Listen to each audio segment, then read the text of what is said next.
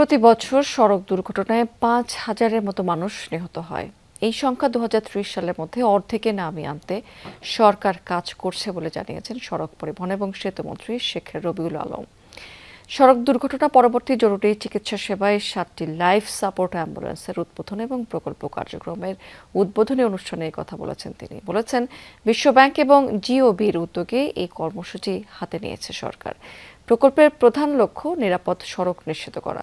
মন্ত্রী আরও বলেছেন, ফিটনেসবিহীন যানবাহন চালক, অনিয়ন্ত্রিত গতি এবং জনসচেতনতার অভাবে সড়ক দুর্ঘটনা সবচেয়ে বেশি ঘটে। আশা করেন সরকারের কার্যকরী উদ্যোগে সড়ক দুর্ঘটনা কমে আসবে। হাইওয়ে এবং মহাসড়কের পাশে যেসব হাসপাতাল রয়েছে সেখানে দুর্ঘটনায় আহতদের জন্য আলাদা ইউনিট করা হবে। হাইওয়ের পাশে যে সমস্ত হাসপাতালগুলি আছে সেখানে আলাদা ইউনিট একটা থাকবে এবং আহত হওয়া বা দুর্ঘটনা কবলিত ব্যক্তিকে যাতে প্রাথমিক এবং প্রয়োজনীয় সেবা নিশ্চিত করতে পারে, এদেশ আমাদের এই সড়ক নিরাপদ করার দায়িত্ব আমাদের। আমরা নিজে সচেতন হব, যারা দায়িত্বে আছে তারা দায়িত্ববান থাকব, আর যারা জনগণ আছে তাদেরকে সচেতন করে নিরাপদ সড়ক প্রতিষ্ঠিত করব।